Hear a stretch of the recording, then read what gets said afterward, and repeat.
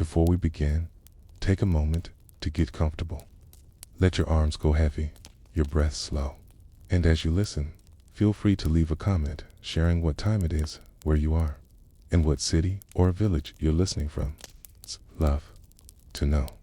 And if you'd like more quiet stories like this one, don't forget to subscribe so they gently appear when you need them most. Now, let's begin.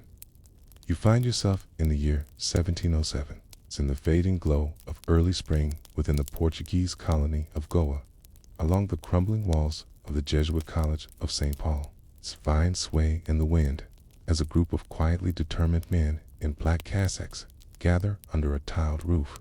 They are not warriors, nor are they explorers in the conventional sense. They are mathematicians, astronomers, linguists, theologians, and above all, they are listeners.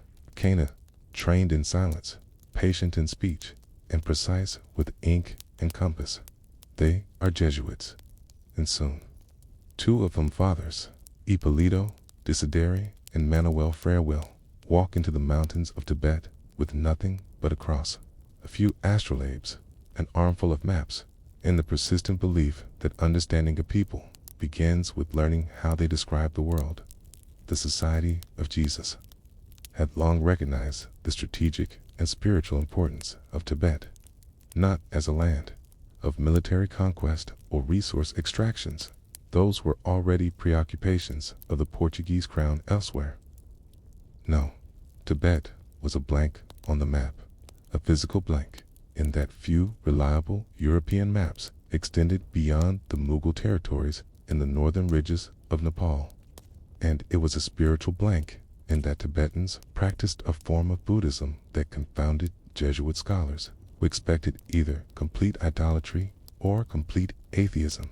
Instead, they encountered something structured, scholastic, a stochastica, something, eerily, like their own. The Portuguese court and the Vatican did not necessarily care about Tibetan epistemology, but Jesuit missionaries, trained in the meticulous work of knowledge production, did. For decades, Jesuits had already been gathering information from China, India, and Persia, feeding it back to Rome via lettered reports, literate annulae. These yearly letters would describe not only spiritual progress baptisms performed, churches built, but also astronomy tables, calendars, maps, and cultural insights.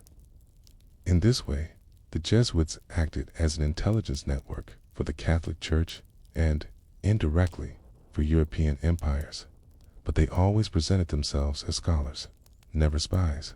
In 1707, this scholarly mission was joined by a new goal, the mapping of the Himalayan plateau, not merely to fill in geographical blanks, but to understand how Tibetan cosmology fit into its geography. The question at the heart of their mission was simple but provocative. How does a civilization organize its world when the highest mountains are not obstacles, but altars? Their journey began with silence, not spiritual, but bureaucratic. The fathers had to first gain approval from the Portuguese viceroy in Goa, then from Mughal intermediaries who held sway over the trade routes into the mountains. The political map of Asia at this time was not a checkerboard of nation-states, but a loose quilt of tribute systems, trade passes, and informal relationships. To move from one village to another required not only permits, but favors, introductions, and the kinds of gifts that were neither bribes nor offerings, but something more delicate, gestures of intent. The Jesuits, drawing on their decades of experience in China, knew how to walk these narrow political paths. They carried silk, mirrors, and medicinal oils not to sell, but to show respect. And more importantly, they carried astronomical charts translated into Persian and Sanskrit, which they would offer as gifts to local scholars and monks. These were not just practical tools, but philosophical offerings, proof that the Jesuits came to exchange ideas, not dominate them. Fathers Desideri and Frere left from La, a trading post nestled between Ladakh and Kashmir, and began the slow ascent into the mountains. Each day was measured not in miles, but in breaths. At 13,000 feet, even speaking becomes a form of labor. And so the men did what Jesuits often did best. They observed in silence. They watched how porters moved without hurrying, how tea was made strong and oily to keep the body warm, how monks marked the passage of time, not with clocks, but with flickering lamps and shadow-casting towers. The landscape around them defied the European imagination. The mountains did not surround them, they swallowed them. Valleys were not places of refuge, but of wind. Altitude dictated diet, rhythm, and thought. And as the Jesuits entered the outer edges of Tibetan civilization, they noticed something unusual. Everywhere they went, people carried scrolls. Not scriptures, necessarily, but maps. Some were woodblock printed, others hand-drawn. Some depicted mountains and rivers. Others showed realms of existence, stacked like ladders or arranged in wheels. Geography and cosmology were inseparable. To the Jesuits, who had been trained in Cartesian mapping techniques, this was both unsettling and fascinating. What made these maps strange was not their inaccuracy, but their intentional orientation. Rivers flowed from left to right. Mountains loomed largest near sacred sites, not necessarily based on actual elevation. Some maps even depicted Mount Meru, mythological mountain believed to be the center of the universe, physically real, and situated somewhere between Lhasa and Shigatse. Jesuits, who believed in empirical observation, found themselves holding parchments that described a spiritual landscape overlaid on a physical one. It was a revelation of sorts, that perhaps the purpose of a map was not to find your way through the world, but to understand your place within it. In the village of Sakya, the Jesuits were invited to stay at a monastery for several weeks while awaiting safe passage into central Tibet. There, they spent hours in the library, in the Western sense, but a series of rooms lined with wooden boxes, each containing long, horizontal pages of Buddhist scripture and commentary. The air was filled with the scent of yak butter and cedar ink.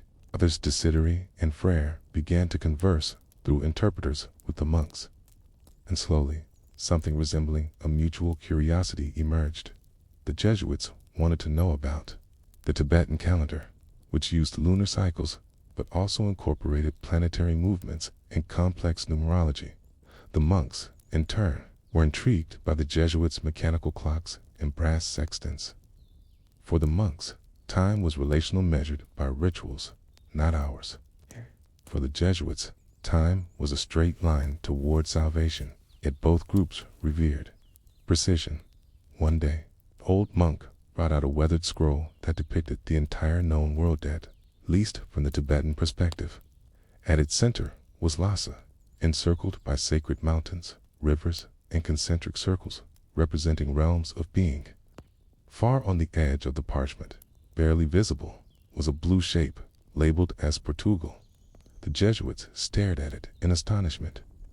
Tibetans knew of them, not as conquerors, not as missionaries, but as an idea in edge world where strange people mapped stars and spoke in riddles.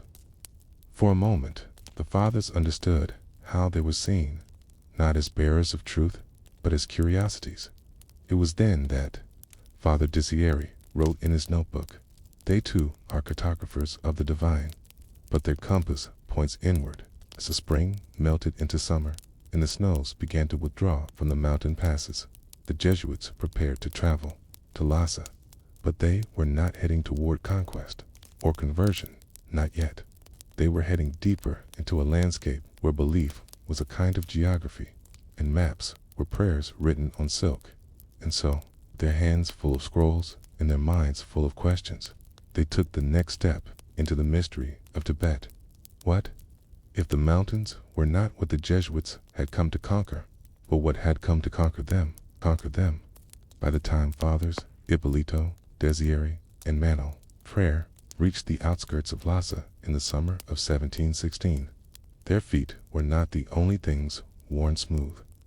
Their parchment maps were smudged, the metallic edges of their astrolabes dulled by the dust of passes, and the sweat of mule-borne travel.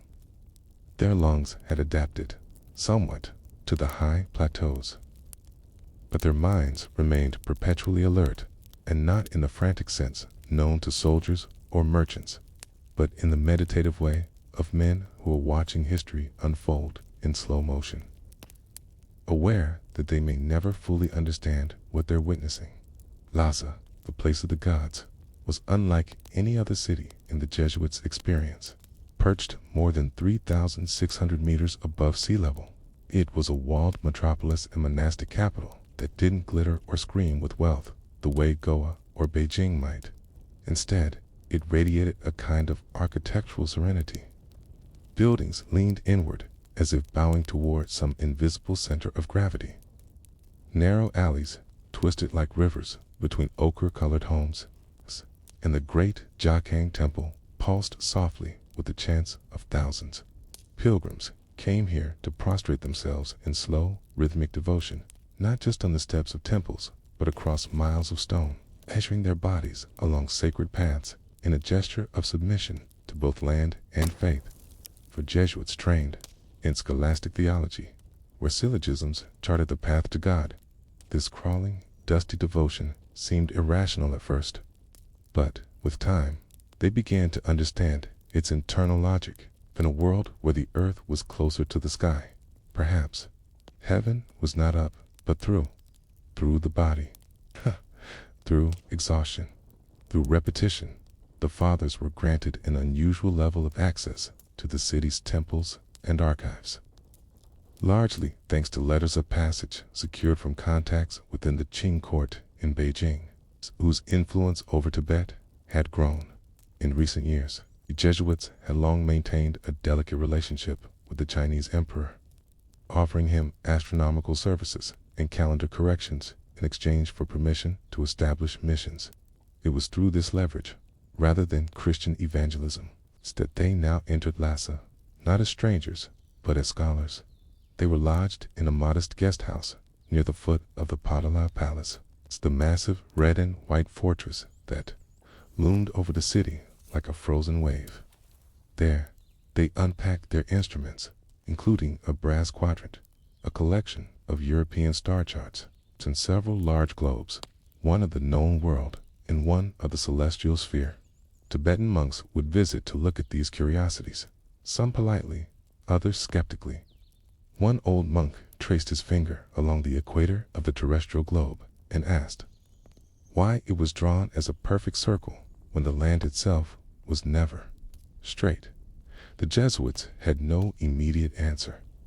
Their own approach to mapping was being gently undone, not in a hostile confrontation, but like a thread being slowly pulled from a tapestry they had always assumed was complete in Lhasa Desidery.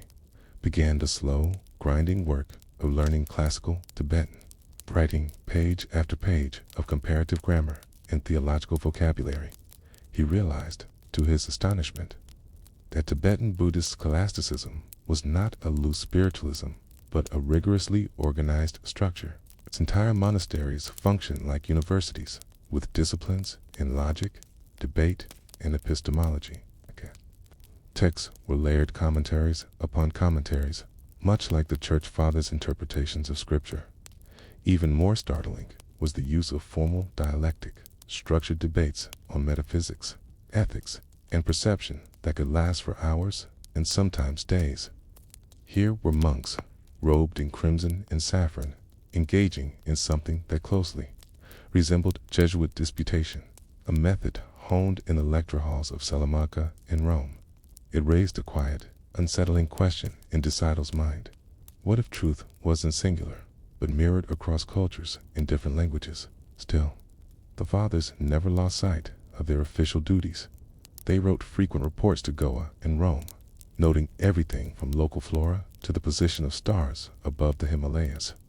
Desideri especially was focused on cartography. He knew that maps were more than tools. They were arguments. To map Tibet in a European style would be to claim a kind of knowledge authority. And yet, he couldn't bring himself to ignore the Tibetan perspective. So he began to experiment. He created layered maps, one part based on trigonometric measurements, one part adapted from local drawings. Mountains were marked by both elevation and sacred association. Rivers were plotted, not only for where they flowed, but for the pilgrimage paths that wound alongside them. He called these his double maps. To some back in Europe, this might seem like confusion. To Desiri, it was reverence. Meanwhile, rumors began to reach the Jesuits that something ancient, something mechanical, had once existed in one of the mountaintop monasteries west of Lhasa. The rumors were fragmented. Some said it was a kind of prayer wheel powered by water. Others whispered about a machine that used mirrors and light to track the stars. One monk, reluctant to give details, said only it was brought by skywalkers, taken back by mountain men in the year the sky turned orange. What could this mean?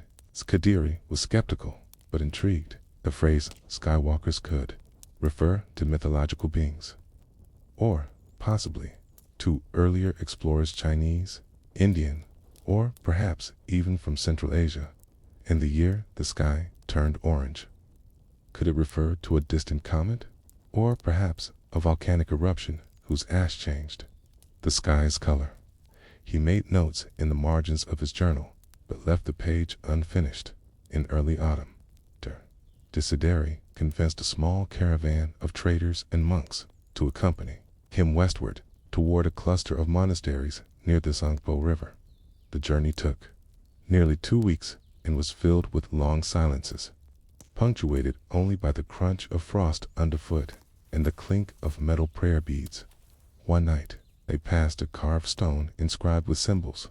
Desideri did not recognize a script more angular than Tibetan, possibly pre-Buddhist. Skad muttered, "This is where the skybox fell."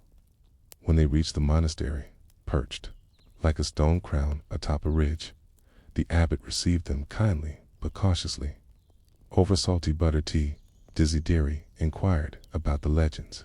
The abbot said little, but he allowed the Jesuit to visit the archives, a narrow room filled with bundled manuscripts, bronze relics, and a large rusted gear.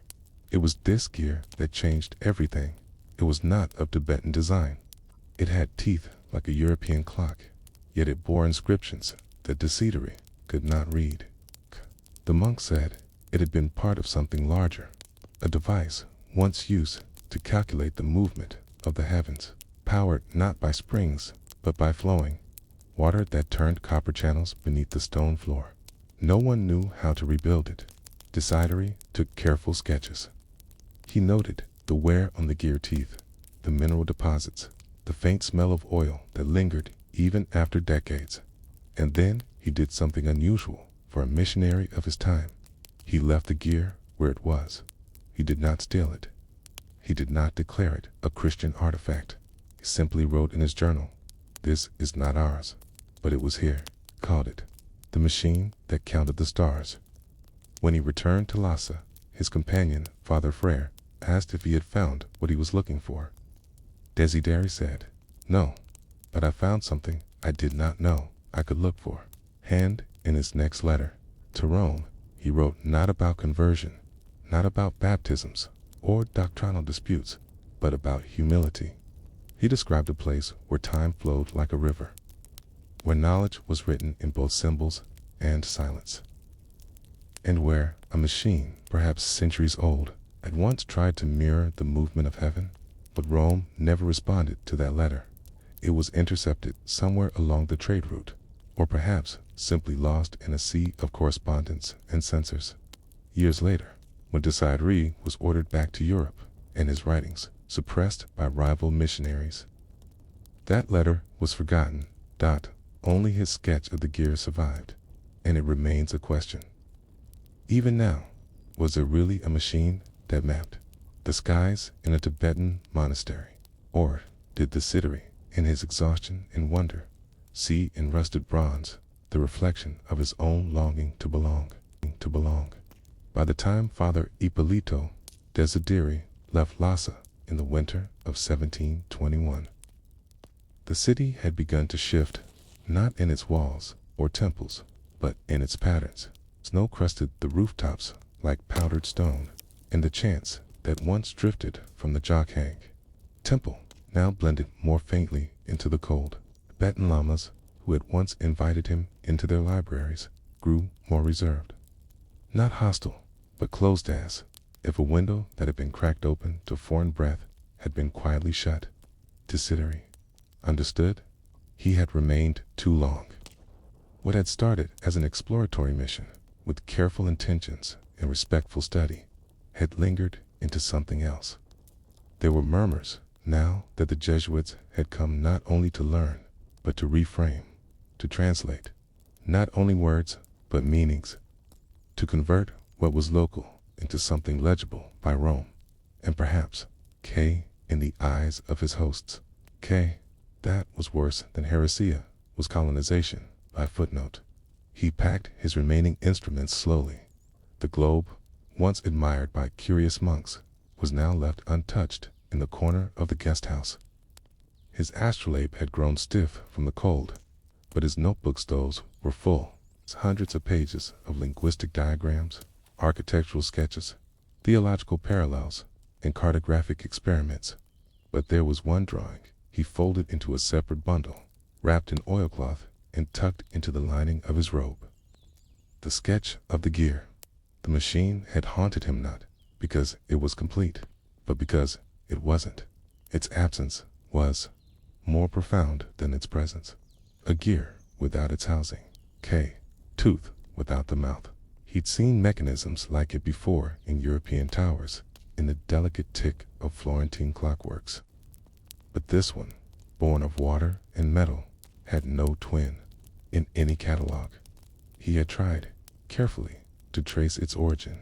In Lhasa, he consulted a scroll that described a drill bulung, or talking bell, which some claimed had been mounted on a rooftop centuries earlier and used celestial light to echo prayers back to the mountains.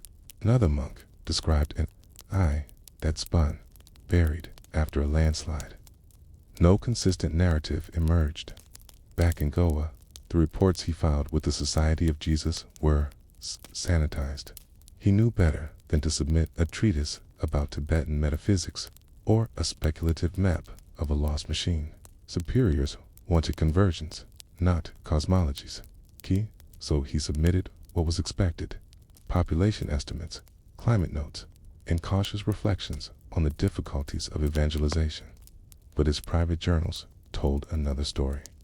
There, he wrote of monks who taught arithmetic by arranging stones in flowing water, and of timepieces made not with springs, but with sand and prayer. He recorded that one monastery had described the sky not as an object above, but as a reflection of the earth below inverted map, as intricate as any globe. This notion, metaphysical as it was, matched oddly with the diagram he'd seen carved into a wall, a circle of peaks, mirrored by a ring of stars. He began to ask a question that felt increasingly dangerous. Had the Tibetan monasteries once possessed astronomical machines of their own, not built by Jesuits or Europeans, but by scholars indigenous to these mountains, combining their cosmology with practical engineering? This idea so at odds with the Jesuit assumption that Europe's mechanical knowledge was unrivaled and settled. Desideri in a way he could not fully express, but he recorded it anyway. Back in Rome, the reception was cold. His accounts, too nuanced to support missionary optimism, were quietly shelved. His linguistic work on Tibetan grammar was noted, but his cartographic proposals, especially the dual-layer maps that combined local pilgrimage routes with Jesuit triangulation, were considered muddled. One official described his Tibet project as scholarly confusion masked as cultural humility. Desideri was reassigned to more traditional clerical duties. He obeyed, but something had shifted. In quiet hours, he continued to sketch, not cities, but gears. Not churches, but monasteries that spiraled like mandalas, and always at the center, the machine, imagined, erased, re-drawn. It is worth asking at this point, did the machine exist? Historians are divided. Some argue that Desider's sketches were misinterpretations, perhaps, of astrological devices used for ritual calculation, not mechanical instruments in the European sense. Others point to Central Asian artifacts, such as the early water clocks of Persia or the star calendars of Samarkand, evidence that complex machines could have traveled eastward, adapted by Himalayan scholars for local use. One tantalizing possibility comes from a letter dated 1757, found in the archives of the Jesuit Collegio Romano. It references a bronze star wheel of Tibetan origin presented to a European envoy in Nepal. The letter includes a sketch nearly identical to Desider's gear, same teeth, same central axis. But the letter ends abruptly, and the gear itself has never been found. Some suggest it was melted down during the rebellion. Others say it resides in a private collection, misidentified. Still, others believe it never existed at all, that Desider, exhausted and overwhelmed, projected his own theological longing onto a piece of rusted debris, that the machine was less a historical artifact and more a metaphor for his experience, a sacred mechanism. Broken but beautiful, incomplete yet resonant. But if you read his writings carefully, you notice something else. Desider never claimed the machine was advanced. He never argued that it was superior to European devices. Instead, he treated it like a voice, one that had once spoken in gears and water, and then fallen silent. In that silence, he seemed to hear the echo of his own limitations. He once wrote, in a passage that survives only in a personal journal, "Perhaps we do not find truth by building larger instruments, but by kneeling beside smaller ones that no longer function, listening to what they once tried to say." This may be the most honest sentence he ever wrote, and perhaps that is what the Jesuits truly discovered in the mountains of Tibet. Not a machine, not a heresy, not even a map, but a form of reverence that could not be translated, a recognition that some knowledge arrives not through conquest or catechism, but through stillness, through listening, through standing before a broken gear and refusing to fix it, not because you can't, but because it isn't yours. By the time Desider died in 1733, his name was barely known outside Jesuit circles. His writings on Tibetan philosophy would not be published in full until centuries later. His sketches of the machine were kept in a drawer, and yet the question remains not just what the Jesuits discovered in Tibet, but why they chose to write about it so quietly. Was it fear? Was it reverence? Was it the simple realization that some discoveries aren't meant to be shared, only remembered? And so, the broken gear becomes a kind of metaphor for the silence between civilizations, for the gap between seeing and understanding, for the things that history doesn't lose, but sets aside, just in case someone, someday, is ready to listen. High in the Himalayas, where frost clings to prayer flags and the wind winds itself through mountain passes like a whispered mantra, sits the town of Jans. It is not the tallest nor the grandest settlement in Tibet, but, for a brief window, in the 17th century, held a secret so mundane and so profound that it escaped the attention of conquerors, missionaries, and even most historians. A single room, then a single monastery, filled with maps of stars no longer seen. You might walk past it without noticing anything at all. The Pelker Chud Monastery, built in the early 1400s, is more famous for its kumbhama, many-storied chorten that houses dozens of chapels stacked like drawers in the cosmos. Pilgrims still come to spin its prayer wheels and kneel before the images of bodhisattvas painted in the reds and ochres of a world untouched by oil or electricity. But if you pass through its northern wing into a lesser-known hall where the wind hums through broken tiles, you would have once found a smaller door, often locked, and inside it, a library that had no name.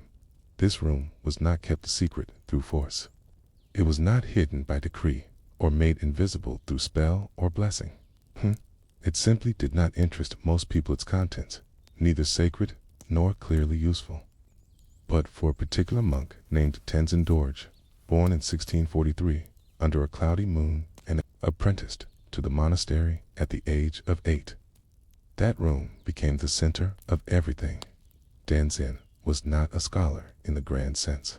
He did not debate philosophy or travel to Lhasa to recite sutras before the high lamas. He was quiet, observant, and above all, methodical. His task, assigned by a tired archivist who mistook it for punishment, was to maintain the older scrolls no longer fit for ritual use. These were works copied from Indian sources, scraps of astronomy from Persian traders, and, curiously, diagrams drawn on yak, hide weathered by time and smoke.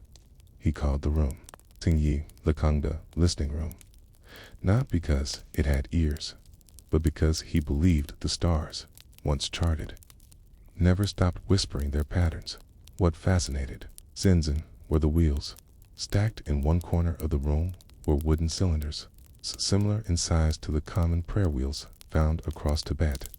But instead of mantras carved into the side, these were etched with notations, dots, and symbols that did not resemble traditional Tibetan script. Their metal spindles were rusted, and many had broken lids. Most monks assumed they were ceremonial wheels from an abandoned sect or failed astronomical models, no longer accurate. Tenzin didn't agree. He noticed that when he spun them, his wheels would clunk softly at precise intervals. Others would stop in the same position unless coaxed to move.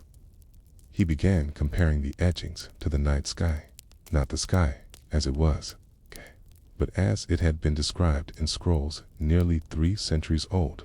What he discovered was startling. The wheels did not match the current arrangement of stars. Instead, they depicted positions accurate to an earlier celestial configuration. One aligned with texts preserved in Sanskrit and early Persian that dated to the 11th century. Tenzin hypothesized that the wheels were physical star charts encoded in a rolling format, possibly to simulate celestial motion over time. But the question remained why. The notion of mapping stars in this way was not common to Tibetan tradition. The Buddhist cosmology favored layered worlds in symbolic directions rather than fixed constellations. So where had these wheels come from? Tenzin began cross-referencing the star patterns with historical records, and soon came across a passage in an old copy of the astrological mirror of the 5 elements, which described a group of skywalkers from the west who once exchanged knowledge with the lineage of monks in the region, now known as Ladakh. These travelers, thought to be Nestorian Christians, or perhaps Muslim scholars, had reportedly left behind instruments of observation and models of the heavens. Could the prayer wheel star maps be their legacy? It was a hypothesis without proof, but Tenzin began cataloging the wheels carefully, noting the symbols and translating what he could using borrowed glossaries. He noticed that each wheel was designed not to represent a single night sky, but to simulate movement rotations that, when plotted across the wall, revealed eclipses, solstices, and planetary conjunctions from centuries prior. He didn't call it a machine. He didn't need to. To him, it was a memory system, a way for the sky to keep its own diary, and he began treating the room as a temple, not of faith, but of time. Every morning, before the monastery bells rang, Tenzin would unlock the door, enter the dusty hall, and spin one wheel, just one, and he would sit before it as it slowed, noting the position, the angle, and the small clunk when it stopped. Then he would light a candle and copy his findings into a glowing scroll. This ritual, simple as it sounds, lasted for 33 years. He became known quietly as the monk who mapped the silence. He rarely spoke of his work and did not claim it as sacred. But by the time of his death, his scrolls filled 2 trunks, each containing predictions for lunar shifts, seasonal winds, and unusual alignments, all backward-looking, as if history could be read through the sky. The other monks preserved his notes out of respect, but their value was not widely recognized. The world was changing. European maps had entered Lhasa through British trade missions. Telescopes arrived in crates. Jesuits passed through bearing globes and ephemerides. And the monastery turned its attention back to liturgy. By 1803, Tenzin's room had been sealed. No official record of it appears again until 1932, when a British explorer named Major Charles Bell, a longtime diplomat with connections to Tibetan leadership, wrote in his journal of an attic librarian Johns, said to hold wheels of forgotten calculations. He was never granted access. The monk who spoke of it was dismissed soon after, but something about Bell's remark lingered years later. During a quiet phase of the Cultural Revolution, the monastery underwent repairs on moving crates in a disused storage chamber. A young monk found 2 prayer wheels covered in muslin. They bore unfamiliar markings, tiny dots arranged in looping arc sand, spun with a slight resistance.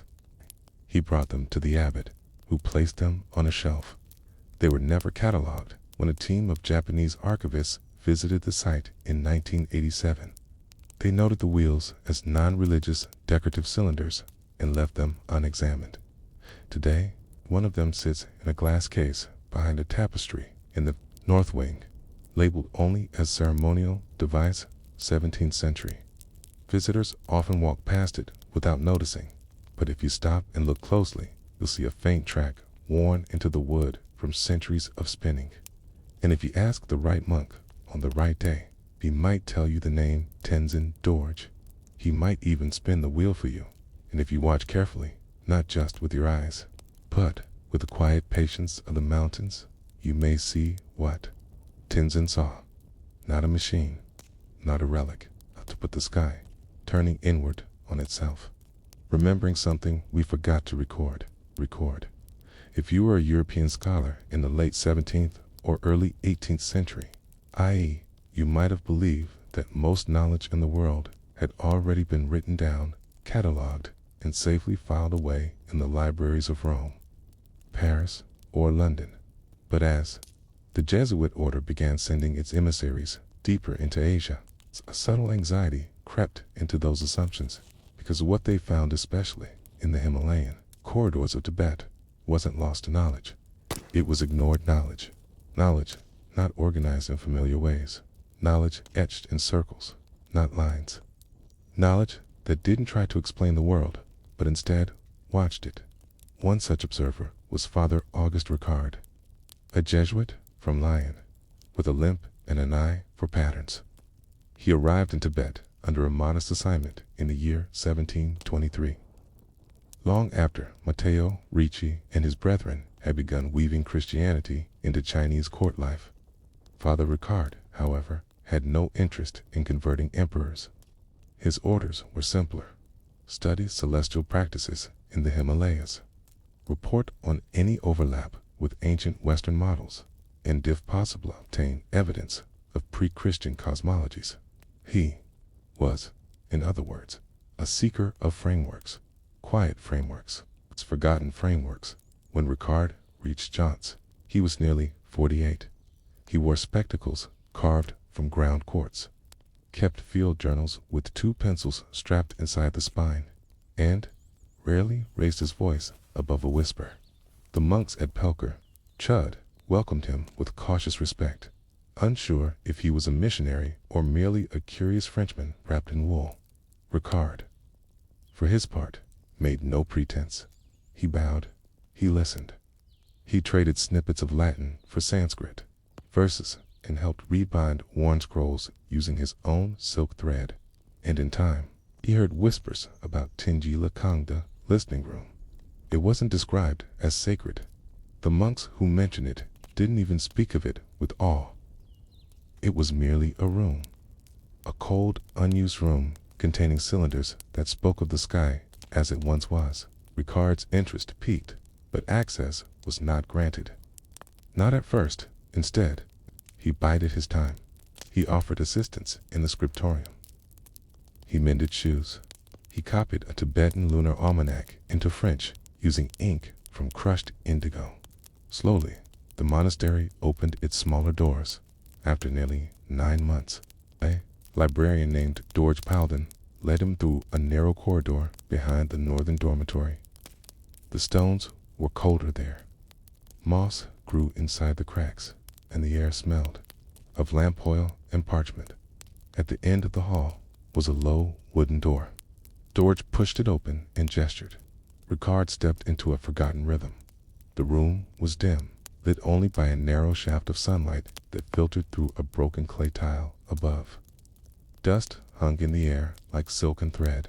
Along the eastern wall stood a shelf of scrolls, each labeled in Tibetan shorthand. Along the opposite wall, Ricard saw them 12 wooden wheels, each the size of a wine cask, resting on iron spindles that creaked with age. He approached them slowly, half believing they would be some misunderstood religious device. But as he knelt and inspected the first wheel, his breath caught. Etched into the rim were not words, but notations, symbolic marks, some resembling Babylonian star glyphs, others eerily similar to notations he'd seen in early Ptolemaic texts. The first wheel spun slowly when touched, did not spin freely. Instead, it clicked once every few degrees as if something inside resisted motion until a point of alignment was reached. He spun it once, slowly, and watched the shadow of the spindle fall across the floor. It felt mechanical, but it looked ancient. And so, Father Ricard began the patient work of translation not of language, but of pattern. He stayed in Jants for 3 more years. In those years, Ricard made nearly 1,000 sketches, not of landscapes, but of wheels. He mapped each groove, each notch, and attempted to recreate the movement in miniature using paper models. He asked monks about Tenzin Dorje and was shown fragments of the late monk's scrolls. They were filled with charts, lunar paths, and strange diagrams that resembled armillary spheres seen from unusual angles. Ricard did not know what to call them. He wrote in his journal, "They speak in turns, not tongues. Each wheel a voice in a great cosmic murmur. They record not what the eye sees, but what the eye forgets." Over time, he concluded that the wheels represented a Tibetan adaptation of a kind of mechanical, ephemeris, rotating archive of astronomical data, but their construction bore no Western signature. They were not modeled after astrolabes or Greek armillaries. They did not follow Copernican logic. Instead, they measured relationships between visible stars, seasonal markers, and cyclical festivals. It was, he realized, a relational astronomy, not predictive, but reflective, not meant to dominate the heavens, but to sit beside them. In a letter never sent, he wrote, "They have built a machine that forgets how to rule.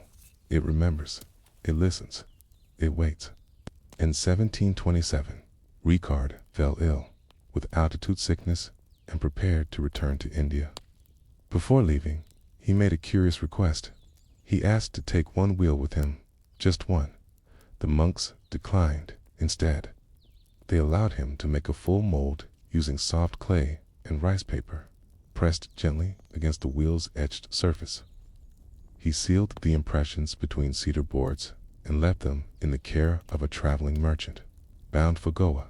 The package never arrived. It was last seen on the docks of Calcutta, stored in a crate labeled Observations, Miscellaneous Jesuit.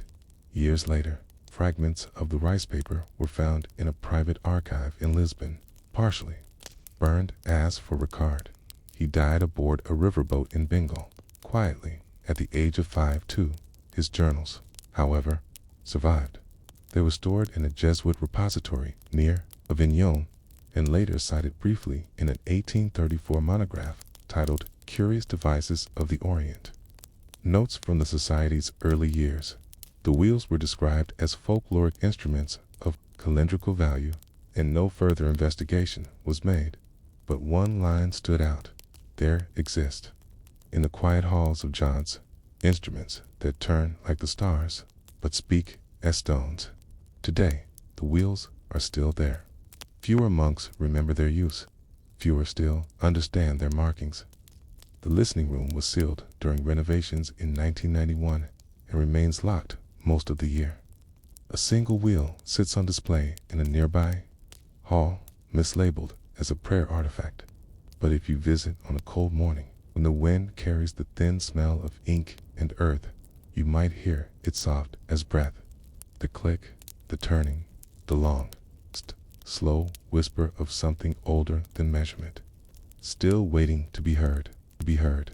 You might think that when a place holds something precious, something old, mechanical, almost sacred, it would take care to preserve it, catalog it, share it.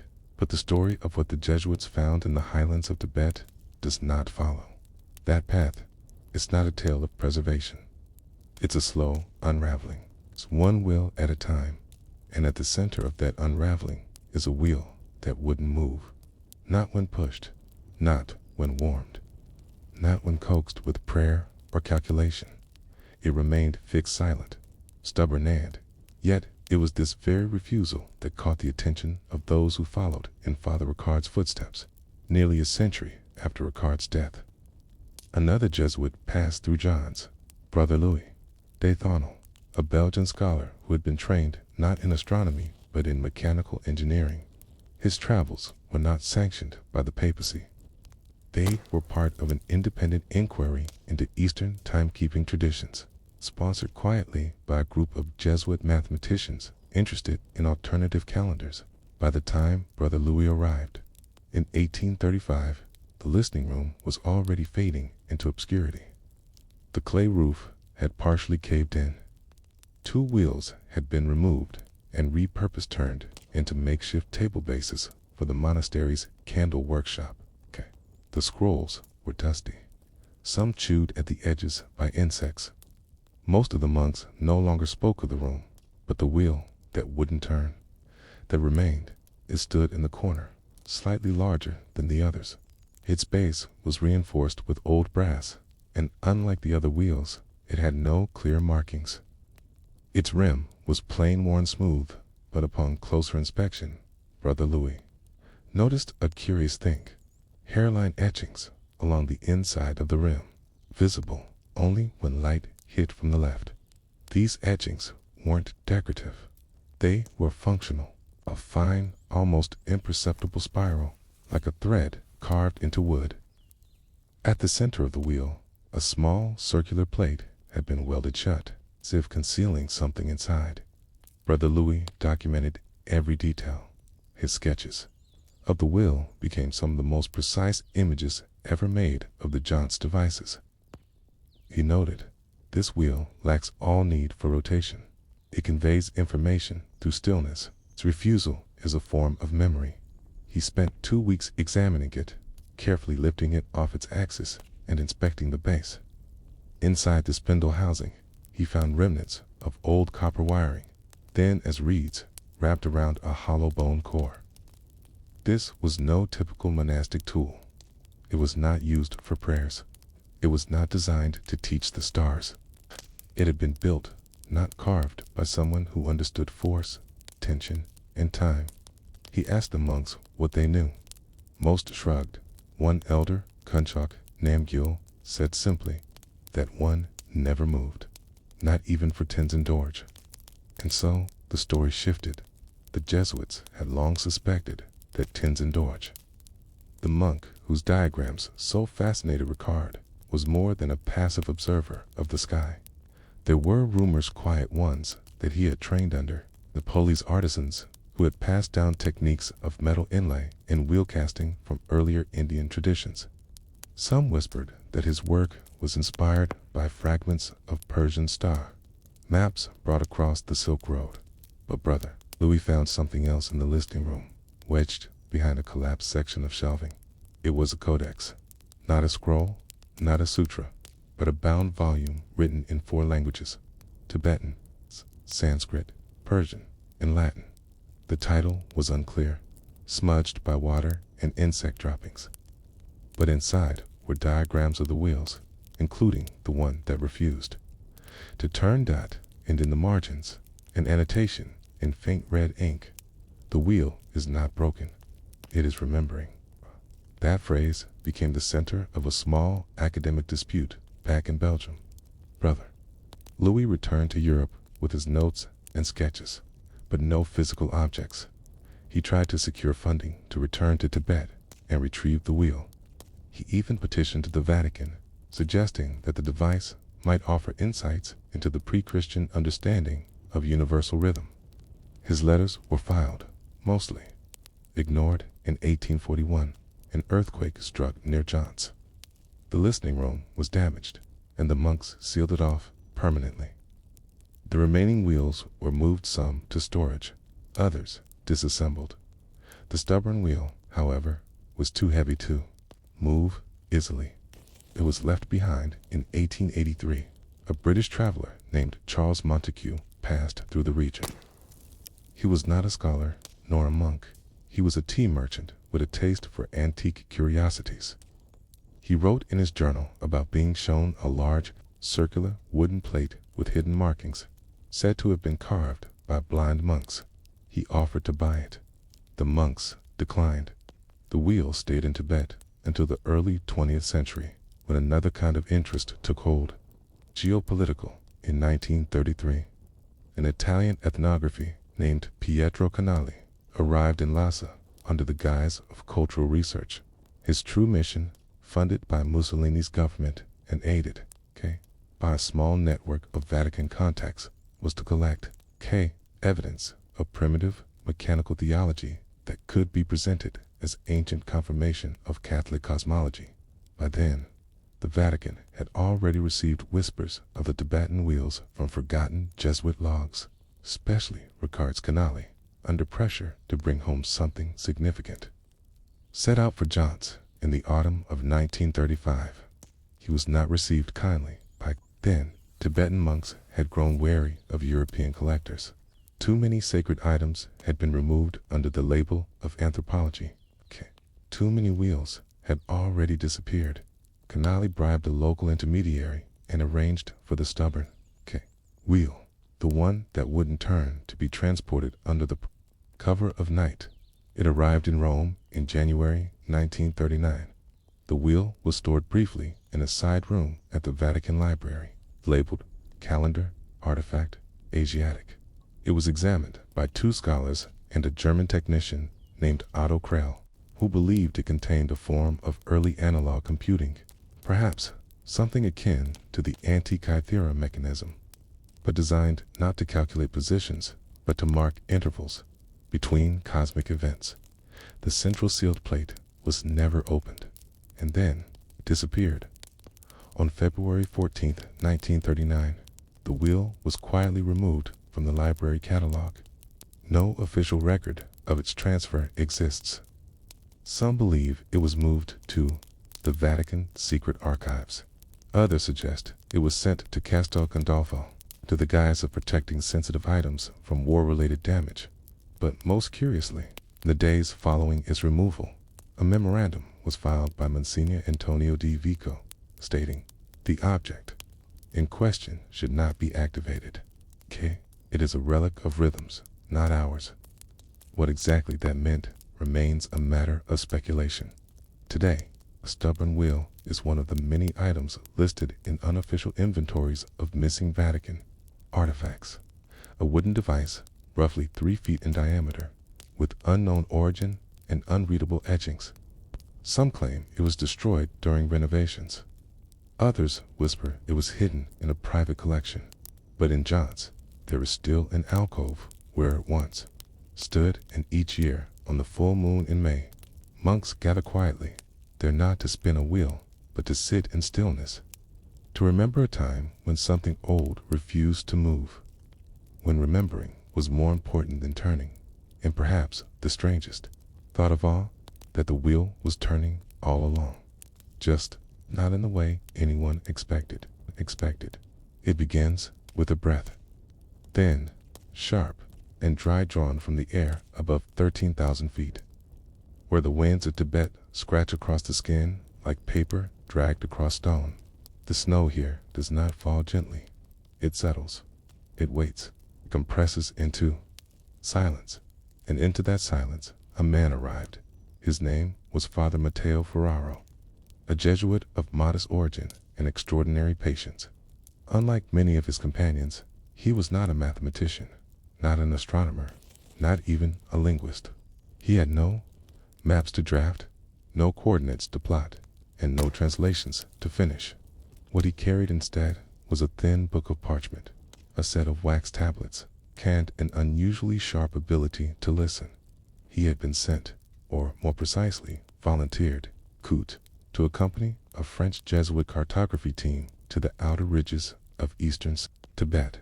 But once there, while his companions measured distances and elevation, Ferraro slipped away to a small hilltop monastery known to locals as Jung Drak, or the Whispering Stone.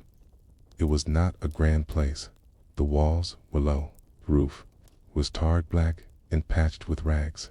Only 6 monks lived there, and none under the age of 60. Their chants were not melodic. They were not rhythmic. They were sparse, spaced by seconds, sometimes minutes, sometimes hours. When asked why, the elder monk replied simply, "Because the world speaks only between our words." That phrase lodged itself in Ferraro's mind. He had come expecting to be surrounded by incense, ornate prayers, perhaps even secret texts tucked into silk bindings. But what he found instead was the deliberate act of waiting for wind to knock gently on the prayer wheels, waiting for walls to creak, waiting for the clink of melting snow to strike a bronze bowl at sunrise. He began to record it. Ferraro's method was strange, even by Jesuit standards. Each day he would take his wax tablet and mark not what was said or seen, but what was heard when nothing else happened. He called them intervals of the mountain. Morning, 3 seconds of wind before rooster crows, creak of door frame, west hinge after bowl placed on floor, 1 footstep, 1 pause, 1 cough, silence. Afternoon, sudden whistle of monk through nose, not song, possibly breath control, exercise, light cracking of snow near north window, whisper, too soon for sound. Evening, rhythmic brushing, not sweeping, bristles made of animal hair, slow, deliberate, nothing, still, nothing. 17 minutes, nothing. These weren't observations in the usual sense. They were, as one modern historian later described, acoustic rituals. Ferraro was not capturing events. He was capturing the absence of event places in the day where time settled and rested. And to the older monks, he was the only outsider who had ever bothered to hear what they didn't say. The monastery itself had no clocks, bells, not even a sundial. Instead, the day was divided by small shifts in sound. The crack of frost on the threshold meant it was time to warm broth. The call of a crow, if it came from the left side of the building, meant prayer would begin in 30 breaths. When the wind passed between 2 specific prayer flags, torn, frayed, hung, crooked, made a tone that signaled the approach of a neighboring monk with cheese or barley meal to Ferraro. These auditory signals formed a kind of natural liturgy, something deeper than Gregorian rhythm, something older than cathedral chimes. He began to chart it. Over 3 months, Ferraro developed a sound map of the monastery.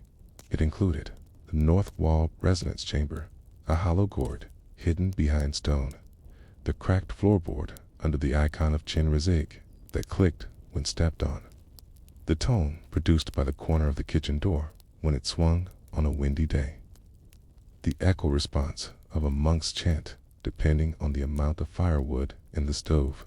Too many. This would seem eccentric. To Ferraro, it was divine.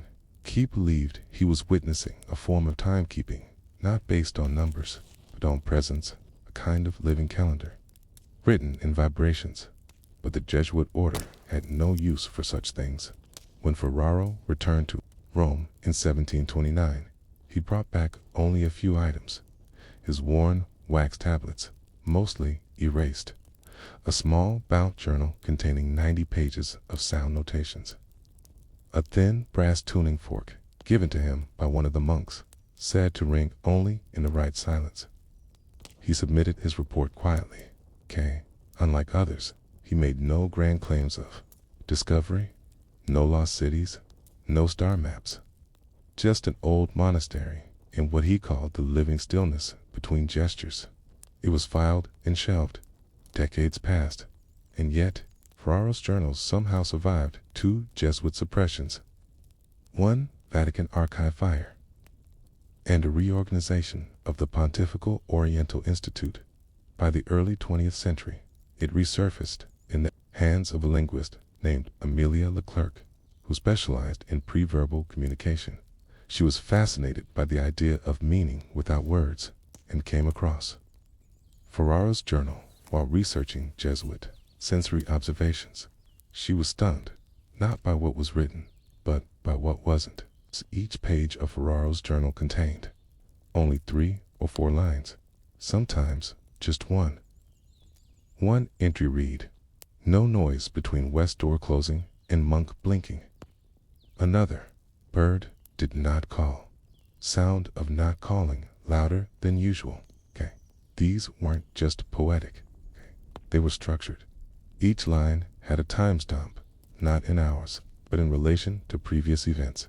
It was a chronology of silence.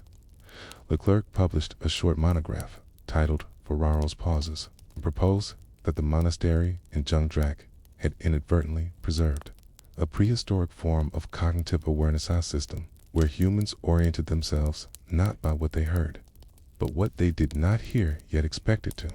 She hypothesized that this auditory negative space might have neurological implications that in tuning the mind toward expected silence.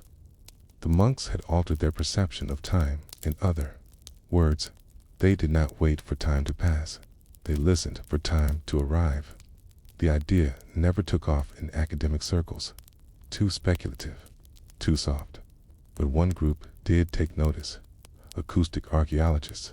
In the 1970s, a team from Kyoto University visited the ruins of Jungdrak. They carried sensitive microphones and sonic mapping devices. The monastery was nearly, and only one wall and part of the east chamber remained. Yet, even in ruins, they recorded a series of harmonic pulses during dawn hours.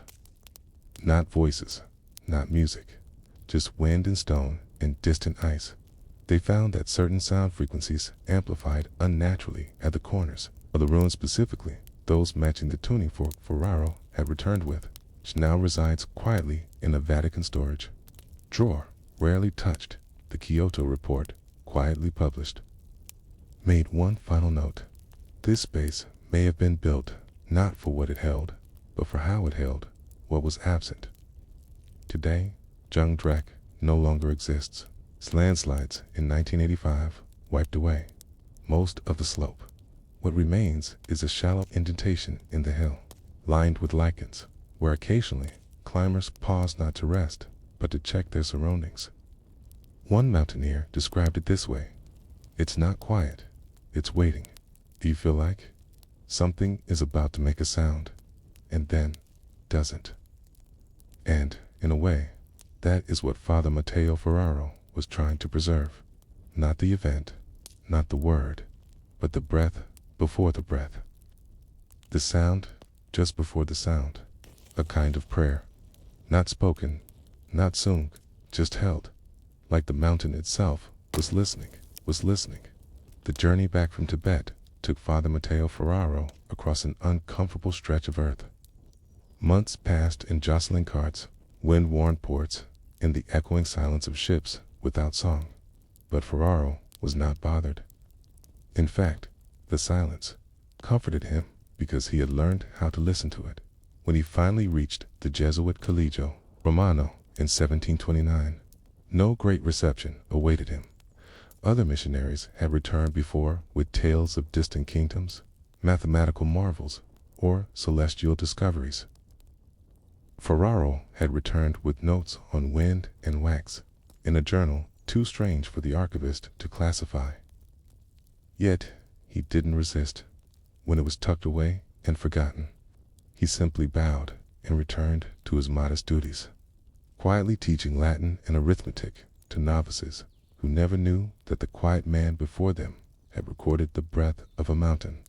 But the story didn't end there. It never does. Not really. It was nearly a century later, 24, to be exact, when Ferraro's quiet legacy rippled again.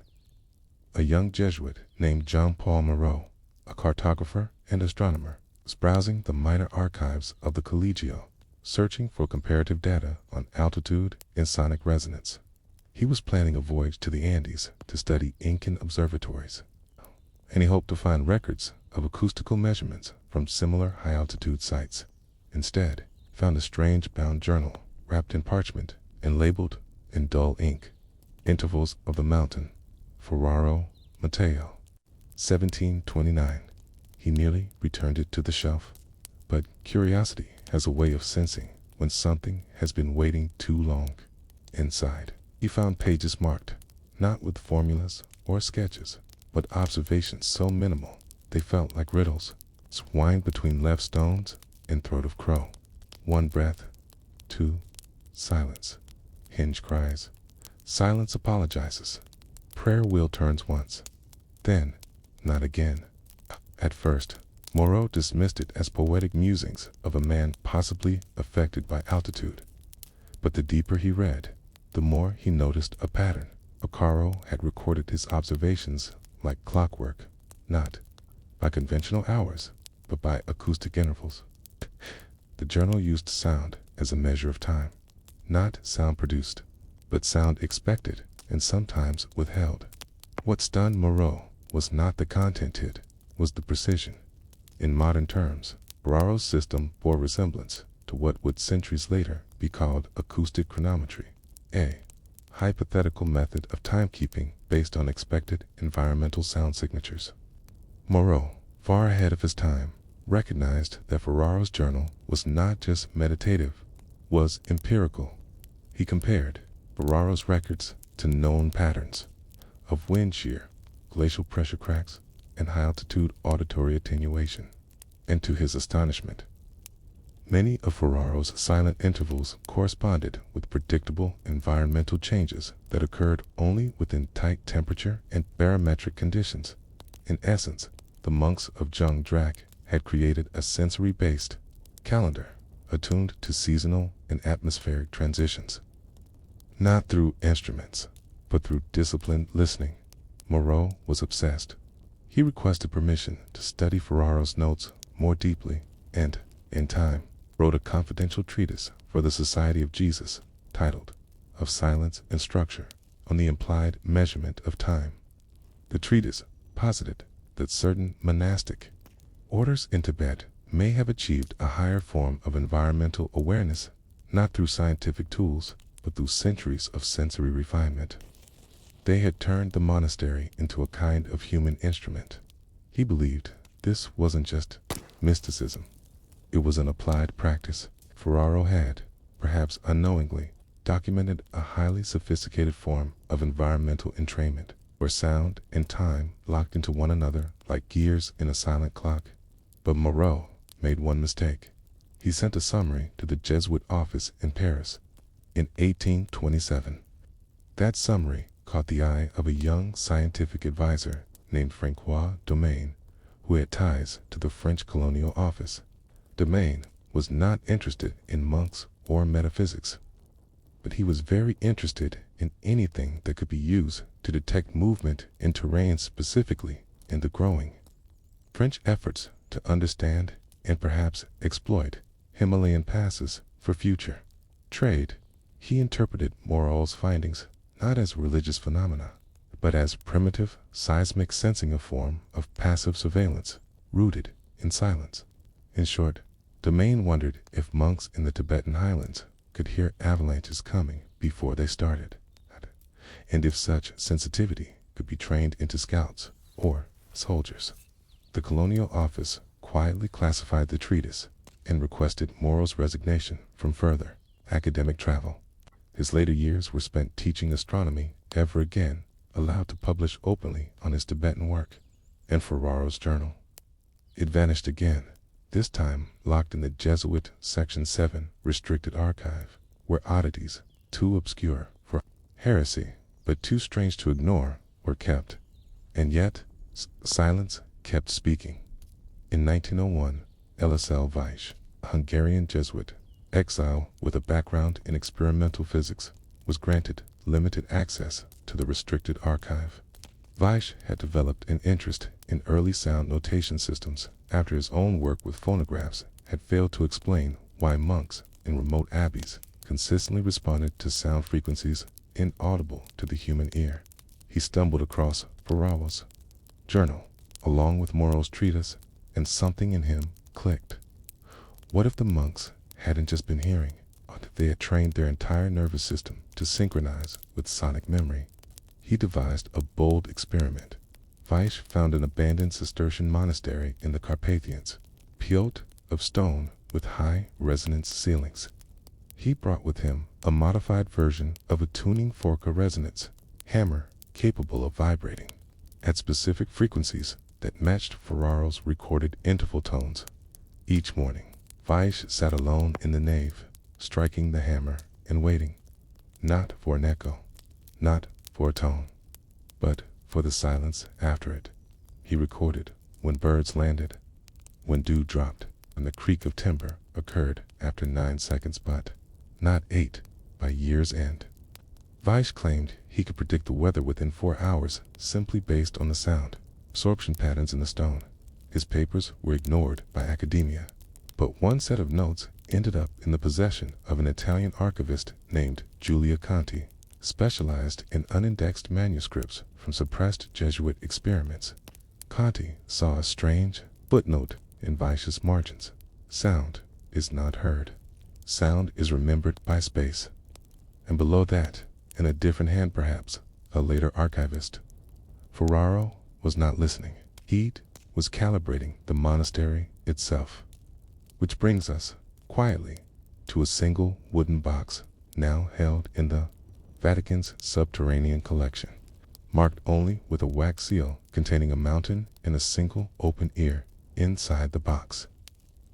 Ferraro's original journal, a wax tablet with the indentations of a mountain wind, a faded drawing of the monastery's walls, with notations for sonic delay and a tuning fork still intact, crafted of an alloy not native to Italy when tested in 1989 by acoustics researcher Dr. Marta Uroni. The fork did not produce a standard tone. Instead, it emitted a subtle vibration that could only be heard if held directly to the temple bone, not by air, but by bone conduction. Urani said she heard nothing till everything else got quiet. Then she said she heard the mountain breathing, but she couldn't prove it. The sound left no trace on instruments, only on memory. The mystery lingers. Did Father Matteo Ferraro stumble into a centuries-old practice of acoustic resonance awareness? Or was his mind shaped by solitude and silence into believing that time itself could be heard only in its absence? More strangely, why did he record only the things that never happened? Why did he chart the spaces between sound, not the sound itself? And, perhaps most of all, why did the Jesuit order keep it, not destroy it, not deny it, just place it in a drawer, seal it, and leave it for the next silence?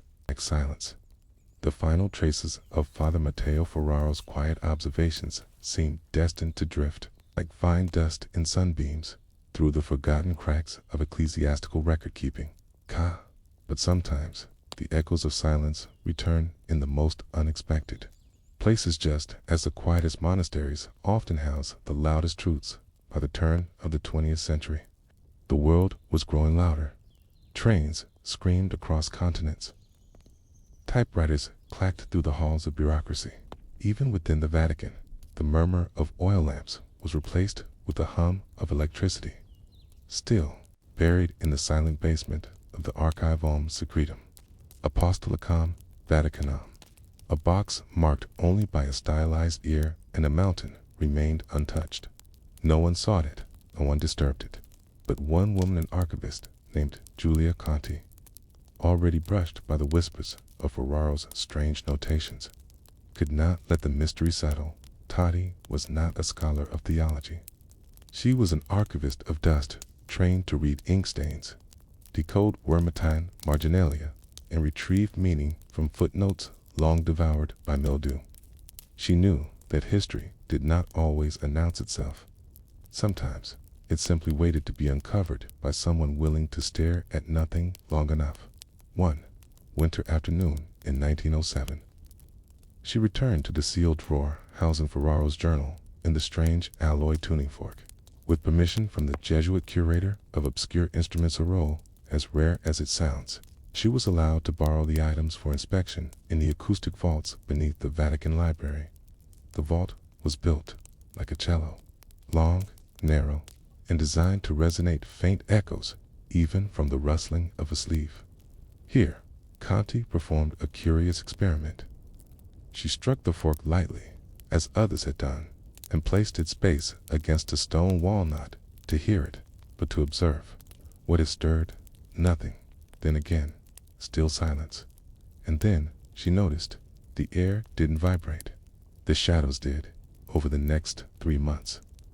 Conti meticulously cataloged every variable in Ferraro's materials, the intervals of silence recorded in the journal, the dimensions of the monastery sketched in one of his folded diagrams, and the curious sequence of notations he referred to only as listening stations. The term intrigued her. These were not places where people listened. These were places where sound was collected passively, as if the space itself were the instrument. She wrote, he was not measuring sound. He was measuring architecture's memory of sound. It was not a metaphor, according to Ferraro's journal.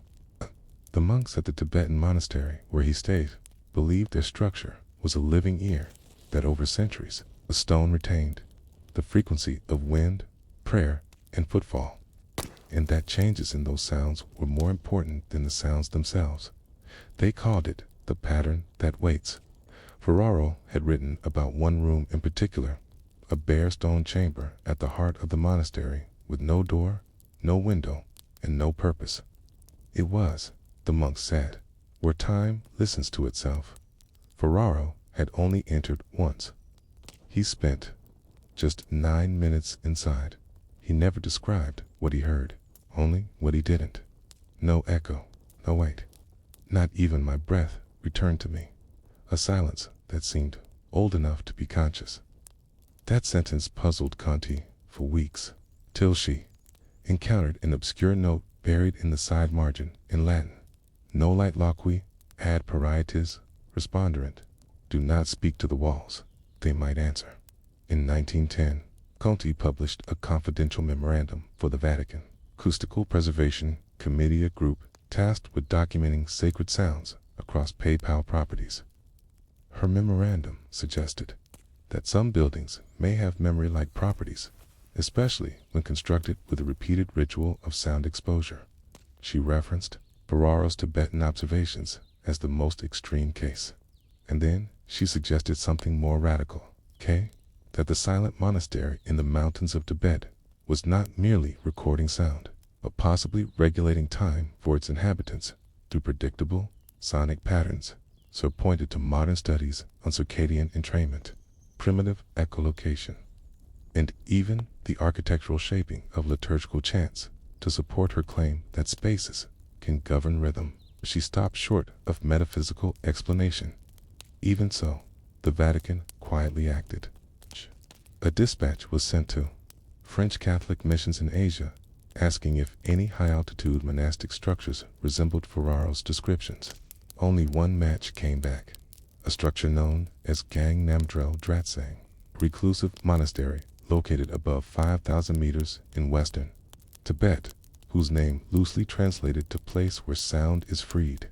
There were no roads, no maps, only an oral record held by an aged monk who remembered that once, long ago, a foreign priest had stayed there briefly and wept when he left.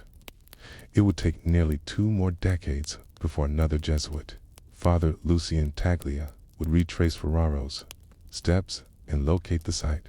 In 1928, under the guise of studying Himalayan flora, Taglia made the ascent.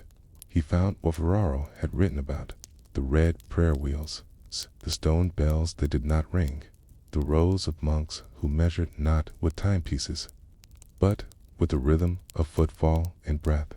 And he found the room. It had not changed. No furniture, no ornamentation, just an air of nothing. Taglia brought with him a crude early oscillograph, hoping to measure the decay of sound inside the room. But every sound died instantly. The walls gave back nothing, not even the expected background hum of atmospheric pressure. The monks allowed him to sleep inside for a night. He didn't last 2 hours. Taglia later wrote, "I felt myself disappearing, not from fear, but from being too near to something that did not need me." When he returned to Rome, he offered only a sealed report to the Vatican. It was placed alongside Ferraro's journal in the locked drawer by 1939. When World War II began reshaping Europe, the Vatican decided to quietly remove and protect several unusual artifacts deemed too valuable to strange to risk destruction. One of them was Ferraro's tuning fork, and another was a rolled parchment containing exact blueprints of the Tibetan room.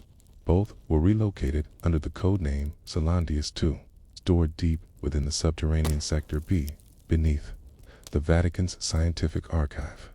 There they remain, cataloged but not discussed. Why so much effort to protect? Silence. It's a curious question. But perhaps it's because buried within Ferraro's maddeningly quiet records is an even more profound idea that silence is not the absence of sound. It is a structure we can live inside that shapes how we think, how we breathe, how we age. That perhaps if one listens long enough, with enough stillness, one begins to hear the slow turning of the world, the outer world, but the one inside buildings, inside memory, inside the grooves of stone shaped not by tools, but by time. And that maybe, just maybe, that is what Ferraro discovered in the mountains of Tibet. Not a machine, not a miracle, but a silence so old it could listen back, somewhere along the winding paths of the Himalayas, where prayer flags flutter like brittle leaves in the wind and yak bells echo through misty ravines. There was once a temple that held the world not in books, not in scrolls, but in the memories of those who never saw it. They were monks, and they made maps. But unlike the cartographers of Europe or the engineers of the Qing courts, these monks never left their walls. They did not scale the cliffs to trace terrain. They did not ride between villages to sketch waypoints. They sat in silence for hours, for years, and when they were ready, they spoke aloud the borders of a river they had never crossed. This was not magic, nor madness. It was method, and the Jesuits were stunned. In 1716, Jesuit Father Ippolito Desideri, one of the first Europeans to study Tibetan language and Buddhist philosophy, firsthand arrived in Lhasa under the loose approval of the Qing Emperor and the Dalai Lama's court, a brilliant linguist and theologian from Pistoia, Italy. Desideri had already made an impression in Goa and Delhi, but Tibet presented something different, an intellectual tradition that rivaled the scholastic rigor of Europe yet was almost completely self-contained. The monks he met debated metaphysics with a breathtaking subtlety, argued fine points of ontology with memorized citations, and had a library system based not on categories of knowledge, but on qualities of thought. But one thing in particular disturbed his Jesuit sensibilities: their maps. Desideri wrote in his letters, "They draw not by feet marched, but by dreams walked. If the features conform to the truth more than our own accounts, it is unsettling." Maps, stored in long linen scrolls, dyed with herbal pigments, bore topographies not drawn by surveyors, but heard in chants. Mountain peaks were shaped as described in oral hymns. Rivers were placed as recited by pilgrims turning to Lhasa. Paths between temples were measured by recitations of mantras. each syllable equating to a certain stretch of walking. In other words, the geography was sonic. These weren't just route charts. They were memory devices. One scroll might look like a meandering spiral of mountains and valleys, but when sung aloud, it matched the intonations of a pilgrimage prayer. And that prayer corresponded surprisingly well to real distances and turns along the mountain. Trail Desideri began to refer to them not as maps, but as echographs. The monastery that produced the most detailed of these echographs was perched on a crag overlooking the confluence of three Aliza place locals called Sami Ladrang, not to be confused with the older Sami monastery founded in the 8th century. This one was different. It was said that no monk in Sami Ladrang had set foot beyond the outer gates for 4 generations. Desideri didn't believe it, but after months of quiet inquiry and reading the names of generations of monks inscribed on wooden tablets, none of whom ever held a travel document, he began to reconsider. These monks had made it a spiritual vow, never to leave, but to know.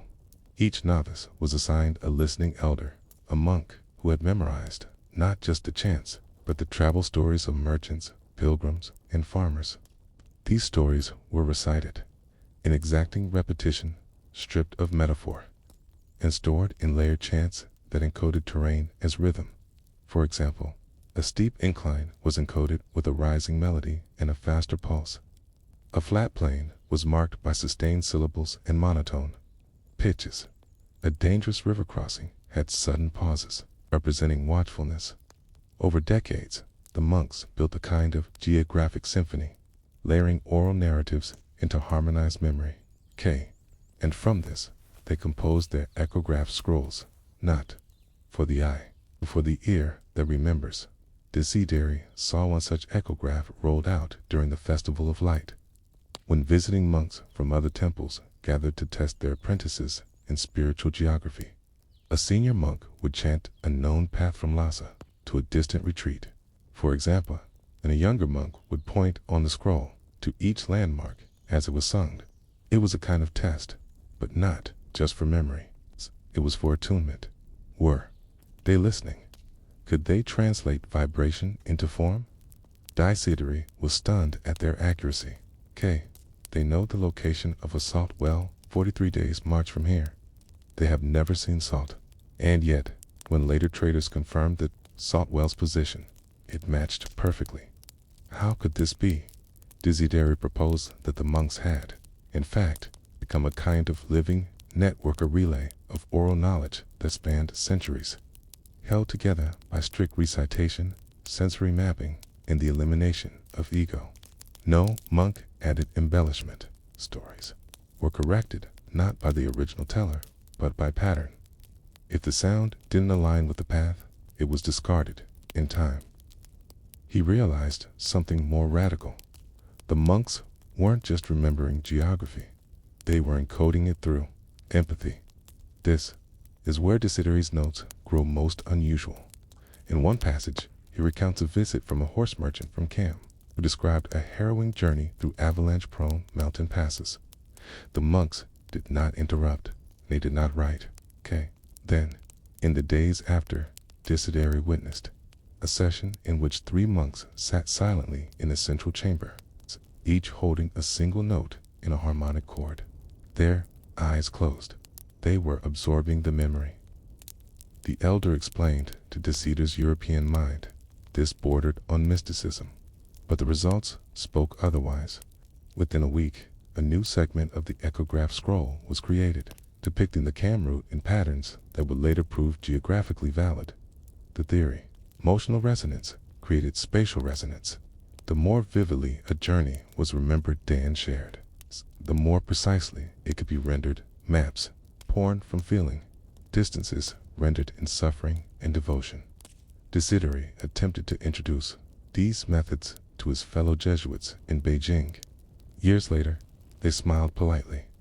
One superior even asked if he'd caught a mountain fever that made monks seem wiser than they were. But one young scholar, Brother Sebastien Lacroix, became fascinated. He would later develop a comparative study of chant-based mnemonics and Roman Catholic plainsong, noting similar patterns in how Gregorian chants once described the layout of cathedral interiors through vocal placement. It was not a stretch to think that sung architecture and sung geography were siblings in the silence of the mountain temples. The Jesuits had discovered a lost art. That space is not always a line to be drawn. Sometimes it is a rhythm to be carried. Desideri never returned to Tibet after 1721. His mission was dissolved amid political tensions and rivalry with Capuchin monks. He died in Rome in 1733, largely forgotten, but one of his scrolls, copied by hand under dim candlelight in the guest chamber of Samuel Ledrang, was quietly gifted to the Vatican Library. It remains filed under unverified Oriental cartography. Catalog number VC-SN-722. No one's sure how to read it, but when unrolled, it's sung aloud very softly in an echoing hall that still causes the hair to rise on the neck of the listener, not because it's magical, but because it makes you feel like you've been there before, even if you never left your chair. So much of what we call geography is shaped by those who walk. They pace out the contours of the earth, one dusty step at a time, pressing their lives into the folds of a map. But in this quiet temple, perched on a rock like a prayer set in stone, no one walked, and yet somehow they knew the world more intimately than those who had crossed it.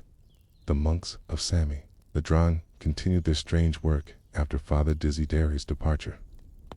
Their chants grew longer, their maps more layered, but their methods remained unchanged.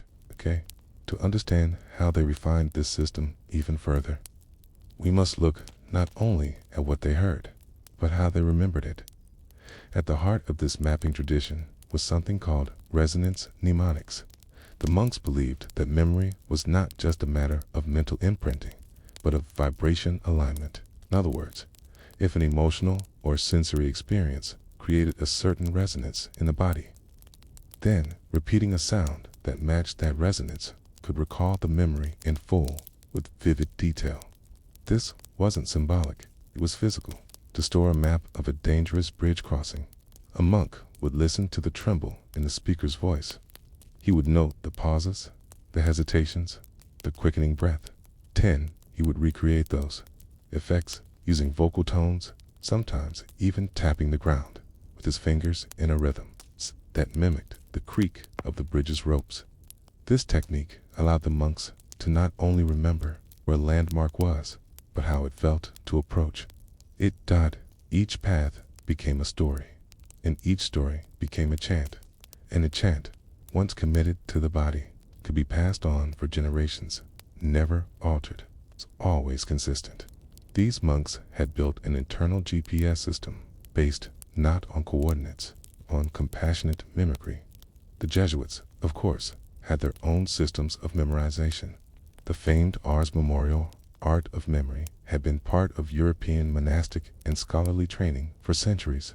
Figures like St. Thomas Aquinas and later Giordano Bruno developed complex memory palaces, imagining entire architectural structures inside the mind, each room containing visual symbols meant to spark recollection. But the Tibetan system differed fundamentally, where the memory palace relied on the eye and imagination. The ecographic method relied on sound and emotion, and unlike the solitary visual exercise of Western memory training, the Tibetan method was collective, sung and echoed by a group, refined over generations. One monk alone could not confirm a route, but 3 monks, chanting in harmony and correcting one another with subtle tonal shifts, that could yield an almost cartographic accuracy entirely through vocal calibration. When Father Desideri observed this, he noted in his journal, "These men know not the wheel or the compass, but they know the soul of the road." There was one chant in particular that caught his attention. It was called the Path of Tears. The title came not from sorrow, but from the fact that travelers reportedly wept not in fear, but in sheer exhaustion when passing through a certain high-altitude pass in winter. The chant describing this pass was long, low, and broken into stanzas of breathless gasps. It had pauses so long that the singers would occasionally faint from the lack of air. The route, it turned out, was real, a near-lethal trade trail across the northern spur of the Himalayas, used by salt merchants and pilgrims despite the risk of snow blindness and sudden ice collapse. But here's the detail that startled Desideri most. The chant accounted for altitude sickness, not as a concept, but in rhythm. The phrase repetitions slowed as the path rose in elevation. Breaks in breath mirrored the onset of hypoxia. By the final lines, the chant dissolved into single tones, pure, ringing notes held as long as possible, then released in silence. It wasn't just a map, it was a simulation. Years later, long after Desideri had returned to Rome and passed away, another Jesuit brother, Emmanuel de Claret, visited the same region. He had read Desideri's journals, dismissed them as fanciful, and set out to correct what he believed was exaggeration. But when he arrived at Samila-Drang, he was met with silence. The outer gate was closed. No bell, no monk to greet him. He waited, and then, faintly, he heard a hum. It came not from inside the walls, but from behind the rock face, a resonating chamber carved into the mountain itself. There, 3 monks sat in stillness, facing one another, their backs straight, their eyes unfocused. They were humming a pathway. De Claret listened. He timed the hums, at the intervals, and days later, when he followed a local guide into the mountains, he found that the pattern of hums matched the rise and fall of the trail, not just its physical slope, but the tempo of the walking pace needed to survive the journey. It was not only art, it was preservation, a form of education designed not to impress, but to endure. Back at the temple, De Claret asked for scrolls. He wanted to take something back, but the monks politely refused. These maps are not for the eye, they said. They are for the air. So he asked if he could listen instead. They agreed. One monk chanted the full echograph of the winding river road, a 5-day journey to a salt flat near the Chinese border. The chant lasted nearly 6 hours, with brief pauses for breath, water, and reflection. De Claret recorded it phonetically, writing down each syllable in Latin script. What struck him wasn't just the melody, it was the way each tone signaled a change, not just in geography, but in behavior. A deep tone, stop; a short, clipped sound, beware of loose rocks; a sliding syllable, wade through water; a repetitive pulse, fast March sunlight fades. These were not arbitrary, They were codified survival signals, embedded into prayer. Over time, De Claret realized the monks had achieved something profound. They made memory into landscape, and landscape into chant. It's worth considering how such systems vanish, how something so meticulously built over centuries could disappear in the span of a generation. The answer, sadly, lies in empire. As Qing administrators increased their control over the border regions, written maps became the preferred standard. Trade routes were surveyed by government officials. Scrolls were replaced by ledgers. And what had once been a spiritual duty became bureaucratic redundancy. Many temples surrendered their echographs. Some were burned. Others simply stopped chanting. Their traditions eroded by the slow pressure of paperwork. By the early 1800s, only 2 monasteries were known to retain full echographic archives. Samila-Drang was one. The other, known only as Red Echo House, has since vanished, but a fragment remains, tucked in the Jesuit archives in Avignon is a handwritten copy of the Winding River Road chant, annotated in Latin by De Claret. Alongside it are his notes. There is something in this method that humbles us. We who measure with instruments are measured in return by those who remember with breath. Modern scholars have begun to re-examine these fragments.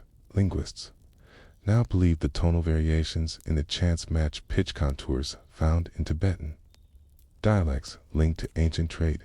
Pigeons proof, perhaps, that these chants preserved more than roots. They preserved voices that had disappeared from the page, and anthropologists have noted that where echographs remain in oral memory, even today's herders navigate without maps. They sing their way home in a world increasingly governed by satellites and signals. It is easy to dismiss song as imprecise, but when GPS fails and the trail vanishes beneath snow or dust, there is still something ancient that stirs in the throat of rhythm. A syllable, a line remembered in childhood, a map not in your hand, but in your chest, waiting to be sung, to be sung. It was never written down, not in its entirety. That was the rule. The chant maps, or echographs, as later scholars would call them, were passed from monk to monk through the body, through breath and vibration, or through the silent listening that lasted far longer than speech. Writing them was considered dangerous, not because they were sacred, exactly, but because the paper could be misread, line misspoken, a note misinterpreted, and a traveler would fall. So what happened when the last monk who knew a path died? Question lingered in the mind of Brother Emmanuel de Claret long after his return from Tibet. He had recorded 3 full echographs during his visit, phonetically, not musically, scrawled in Latin script with awkward notations for tone and breath. But without the monk's voice beside him, the syllables were only half maps, a whisper of movement without motion, a rhythm with no foot to match it. And by the 1830s, things had changed. The mountain passes the chants had once described were now regulated by imperial trade caravans. Chinese officials began erecting stone markers milestones in 2 scripts, Han and Tibetan long paths that had once required full-bodied memory to survive. The markers were meant to modernize trade, to replace the need for superstition, as the reports described it. But they also broke something. They removed the need to remember together. The chants communal, oral, synchronized, depended on interdependence. They required 3 or more monks, sitting in stillness, correcting one another, listening for vibrational flaws that no text could catch. A solitary chant was never trusted. Without the others, it was too easy to misplace a mountain. In the absence of this group harmony, the maps began to slip. Not suddenly, but with the soft erosion of disuse. And what faded first was the timing in the chant called the Hairpin Road, a series of switchbacks carved into the slope above Lake Namso. The monks had embedded a distinct rhythm. It wasn't melodic, but pulse-driven. Each syllable matched the time it took to complete one step around the corner, with pauses held longer in places where the wind made walking dangerous. When one monk, who had memorized the chant, died suddenly during an outbreak of fever, his students tried to carry on the tradition. They knew the words, they remembered the tone, but they did not agree on the duration of breath. One version ran 5 minutes too long, another 3 minutes too short.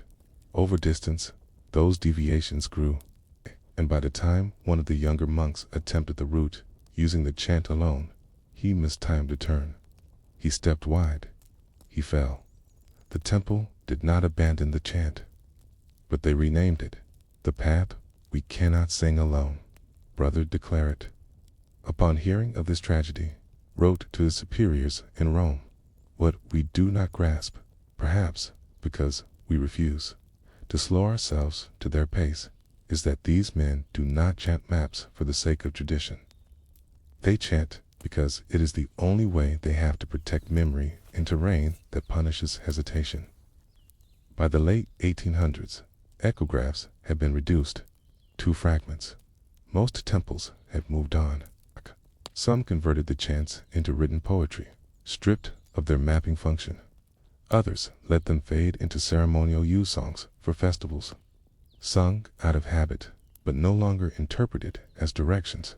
But in one remote hermitage east of Shigatse, a small group of monks continued the full practice. They didn't announce themselves. They didn't take students. They simply remembered. A British surveyor, Colonel Henry Matheson, encountered them by accident in 1891 while charting a new border route between British India and the Tibetan frontier. He had grown frustrated with the terrain, unable to find a stable crossing for his pack animals, when his guide gestured toward a rock face and uttered something unusual. It was not a plea, was not a warning. It was a humming sequence, soft, spaced, and steady. Matheson thought it was prayer. But then he noticed the guide adjusting the pace of their march to match the tones. When the guide stopped, they were in sight of a bridge. A bridge Matheson hadn't seen on any map. Later, he would ask where the man had learned the hum. The guide shrugged. The monks taught my father. My father taught me. How did they know where to go? Matheson asked. They didn't go. They listened. This small group of mountain monks never had names that appeared in books. They'd left behind no scrolls, no official orders. But fragments of their chants survived in oral retellings by local traders, salt haulers, and pilgrims. Some remembered only the breath counts, others the inflection of a vowel. What's remarkable is that even stripped of meaning, the body remembered the rhythm. In the 1930s, a young ethnomusicologist named Ailing Duvet traveled through Tibet on a grant to study pre-modern musical structures while staying near a temple ruin. He recorded an elderly woman who sang what she claimed was a chant for finding the windless path. It consisted of only 5 notes, repeated slowly, each one followed by a breathless pause. When he played the recording for a monk in Jots, the monk stood silent for nearly 5 minutes, then whispered, "She's singing the descent." Duvet didn't understand. The monk explained that the windless path referred to a particular valley, carved so deep between cliffs that wind could not enter. It was dangerous and winter-prone to sudden frost, but safe in summer, when the light traveled at a perfect angle to illuminate the footholds. That chant had not been heard in over 80 years. No one had walked the valley since. You might wonder, how did such precision survive without instruments? The answer is, in part, the Tibetan obsession with ritual breath. Breathwork in Tibetan Buddhist practice was not incidental. It was central. To breathe was to count. Count was to mark time. Time, synchronized with chant, could create motion. In the mind's map, children were trained early to mark their prayers, not by syllables alone, but by lung retention. The longer one could hold a tone, the more accurately one could mirror a slope's duration. If a path required 3 long steps and a short hop, the chant mimicked it like this: "Ooh, ahi, ooh, ooh, Kate." The last syllable sharp one marked the hop. Blah. It was performed with a clap, and sometimes a sudden change in seating posture, so the body would remember the shift. These were not decorations. They were topographic signals. When World War II brought further upheaval to Asia, the last known monastery practicing full-bodied echographs was caught in the crossfire of shifting alliances. China's influence in Tibet deepened, and with it came a renewed push to modernize infrastructure. New roads cut through old chants, and the monks, whose rituals had always depended on secrecy and slowness, could not keep pace. By 1951, the monastery had been emptied. Some monks were relocated. Others simply vanished. But a box labeled, sealed with wax, was handed to a French missionary before the last elder left. It contained a single item: a wooden flute, carved with notches along its side. Each notch, they later learned, corresponded to a shift in altitude. Blowing the flute while walking created a tonal map, the same method used in chants, but adapted for breathless terrain. The flute was the last instrument of the ecographic monks, not for melody, but for memory. In 2017, An interdisciplinary team of acoustic engineers and historians created one of the old chants using the Avignon fragments from De Claret's archives and a recording of the wind patterns across the winding river pass. By combining drone, acoustics, and reconstructed breath rhythms, they were able to simulate what the original chant might have sounded like, timed precisely to match a hiker's ascent through the ancient trail. The results were uncanny.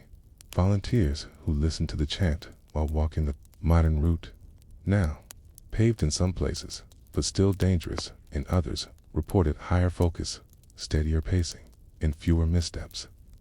Some even said they felt the landscape was guiding them, as though the mountain itself remembered what the chant had always known. So, what did the Jesuits really discover? Not secrets, not buried scrolls or lost relics. They discovered that a human voice, sun-trained, unadorned, and repetitive, could hold an entire geography. That emotion could encode elevation. That breath could preserve the contour of a trail. That silence could contain direction. And that when three people sit in stillness, listening to the same tone, they are not just singing, they are surviving. You are standing before a mouth carved not by men, but by wind. Its shape is narrow and tall, like a vertical eye pressed into the limestone cliffside. Few faded prayer flags flutter overhead, their threads caught in the stone's irregular grooves below. The path is littered with shale and time fragments of footfalls and ash. This is the mouth of a cave known as Loch Drak, the Rock of the Gods, though many now call it simply the Speaking Cave. But what you do not hear at first, not until you are inside, is the voice. The voice is not loud. It does not cry out or echo like thunder in a cathedral. It waits. It listens before it speaks. And when it speaks, it is not in words. It is a presence, a shift, a tone that moves not through the ear, but behind the bones of your jaw. A sensation more than a sound. And that, the Jesuits would later write, was the first and last warning. It was 1712 when Brother Gaspar d'Almeida arrived in the highlands northeast of Lhasa, accompanied only by a young local interpreter and 2 Tibetan porters. He was not the first Jesuit to enter the sacred mountains of central Tibet, but he was among the few who had requested to go further, not to the cities where the lamas and courts held sway, but to the caves. Specifically, he had asked to visit the shrines of silence mentioned in earlier Franciscan letters. These were said to be locations where monks had retreated for months, sometimes without speech, places of pure stillness, unmarred by the politics of the monasteries. They were rumored to hold inner teachings that could not be written or passed on by doctrine, but only felt. Gaspar believed these sites might hold something even older than Buddhism, not doctrine, but practice. A practice perhaps born of the early Bon tradition, the animistic, pre-Buddhist spiritual system of Tibet, which had been partially absorbed into later Buddhist schools. Bon had always placed emphasis on the elemental forces of mountains, rivers, and wind. Its rituals often involved whispering into crevices, listening to water as if it spoke, and communicating with the land through tone rather than image. Gaspar was searching for the intersection, the moment where belief ceased being spoken and became embodied listening. The monks at the nearby Drak Yerpa monastery warned him, not with threats, but with silence. They offered no food, no water, no blessing for his climb. One of them merely placed a flat, smooth stone in Gaspar's hand. On it were engraved 3 syllables in ancient Tibetan, barely visible beneath the layer of soot and ashdot. His interpreter translated only one word: stay. Gaspar did not stay. The climb to the cave was treacherous. At over 13,000 feet, the air thinned sharply, and even the pack animals refused to continue after a certain point. From the final bend, the trail narrowed to a crumbling ledge, no wider than a man's foot, curving around the rock like a tightrope pressed against the mountain. But the cave itself once reached, offered an unexpected calm. Inside, it was cool, dry. The air did not move, but it didn't feel stale. The ceiling sloped inward, low enough to make most visitors stoop. And carved into one of the far walls, beneath centuries of smoke, were shallow indentations arranged in a deliberate arc. They were not letters. They were pits of tone. Gasper recognized the patterns, not the meaning, but the method. The formation resembled a musical scale. Each indentation, when struck with the base of his staff or the butt of his palm, emitted a tone, faint but distinct, some high, others low, and oddly, each note seemed to linger just a second too long, as if the cave itself had memorized the sound and was holding it for later. He did not know it yet, but this was the cave's answer, according to his journals. Gasper spent 3 full days within the cave. He wrote that he did not intend to stay so long. The food was limited. The winds outside threatened to make return impossible, but the cave demanded rhythm. Each time he attempted to leave, he felt pulled back, not physically, but emotionally, by something he described as a sense of unfinished sentence. On the second night, while seated in silence, he began tapping the tone pits in sequence.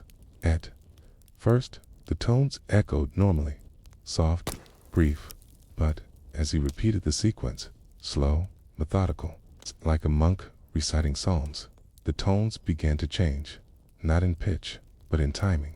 Some would begin before he struck, others would linger after. The echo should have faded. One tone, a low third from the left pit, began to sing back, not in melody, but in response. It didn't mirror his sound. It answered it. Gasper called it sympathetic resonance. But his interpreter, who stood at the edge of the cave and refused to enter, whispered a different word. Yola, a local spirit, not a god in the Western sense, but a sentience, a presence attached to the land itself. Yula were known in Bon tradition to inhabit specific places, stones, springs, or trees, and to require offerings, not of food, but of attention. A wrong note, a broken rhythm, or a rushed chant was seen not as a minor error, but as a kind of offense. Gasper, unknowingly, was conversing with one. You might imagine he was frightened. He was not, he wrote, to be listened to by something that is not man, and yet not beast, is to understand why monks seek silence. But he also began to change. His records, which had been meticulous, became spare. His writing, once precise and Latin heavy, began to include phonetic transcriptions of the tones he was hearing. He attempted to render them as music, but gave up after several pages. He noted that notation limits the sound. Instead, began to draw shapes, loops, arcs, curves that mirrored the winding walls of the cave. Each shape was labeled not with a letter. Taos, long breath, short breath, held breath.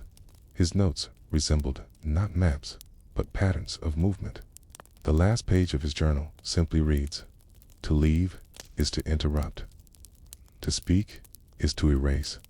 To forget the pause is to fall. And then nothing. No record of the descent. No mention of the porters. No note to Rome. But we do know this. Gasper returned.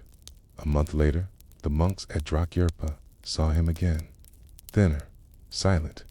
He bowed, but did not speak. He stayed 3 days in a guest cell, and then descended toward the lower valleys. He was last seen walking alone toward the village of Feti. When asked what he had found, he did not answer, but a young boy who followed him to the edge of town claimed the priest tapped his cane 3 times on a stone and whispered, "She's still speaking." What had the Jesuits found in the mountains of Tibet? Not miracles, not monsters, but the echo of human attention. They found caves that recorded breath, stones that remembered rhythm, monks who did not chant to be heard, but to maintain continuity with the wind, with the path, with the silence that came before them. They found a language without words, and a world that listened only if you stopped trying to explain it.